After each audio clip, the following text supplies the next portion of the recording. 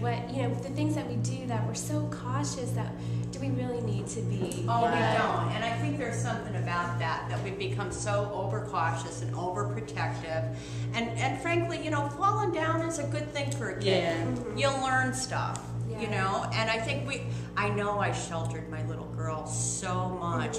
I enrolled her in gymnastics classes when she was probably 4 or 5, just so that someone would let her climb on stuff because I wouldn't. Yeah. And that's a little crazy. I feel kind of torn because with a girl, I think I would have that problem with, oh no, you don't fall down, you will hurt yourself. With my son, I'm like, come on, be a tough guy, you know. And if he falls down, I'm like, shake it off, you're fine. And you know, it's if he wants to eat dirt and rocks, then I'm like, well, probably something in there good. I don't. And watching that movie, Babies, it just made me really think, you know, how important it is at this age. They're like little sponges, and they need to, you know, absorb the world around them, explore, and so yeah, I think kind of we're doing a little bit of a disservice being so careful with them, but. And another way that I just continued being careful all the time, and I think overly protective. Again, when growing up on the south side of Chicago, I was jumping on and off city buses from the time I was maybe 6 by myself. Yeah. And Allie got on a city bus in Boston for the first time at 22. Okay? That's a little crazy. Yeah. Yeah, I think that's a huge trend that I'm seeing. I was the same way growing up in Philadelphia. We were traveling by ourselves sometimes at a young age. Where it's like here, I don't know if it's just the way that Georgia is kind of designed. You rarely see small little kids traveling by themselves. They're either driven somewhere, school bus. We didn't have school buses. You took public transportation to school? Yeah, I did. Yeah. So that's why I know I'm not exaggerating when I'm saying I was jumping on and off in buses at 6. Yeah.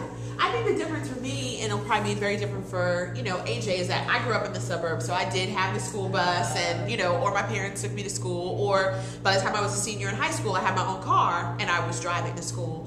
But do you remember, you know, just taking your bike and just riding for 2 hours and then coming back home when you felt like coming back home? Oh, yeah. But what would you do now if your son left for 2 hours and you didn't know where he was? Imagine him being, not at this age, but imagine him being 10, taking his bike and being gone for 2 hours. That's where it's a struggle. Like, I want him to be able to do that, but he'll probably have a cell phone in his pocket with a GPS. I mean, it's just a different world. Let him do that in the neighborhood. I would have to take him somewhere like I don't know what do you call it, like a bike, whatever. A bike trail? A bike trail or something where I know that that's an area that's designed for that. Confined for that. Yeah, I don't think I would say, oh yeah, take your bike and, you know, come in here when you're ready for lunch. No, I don't think I'll be. I wouldn't. But that's how I was. Yeah. You know, that was an existence in the 80s in the suburbs on Long Island. Yeah. You know, Exactly. you just come back when you feel like it. Or, you know, okay, I'm going by this friend's house, but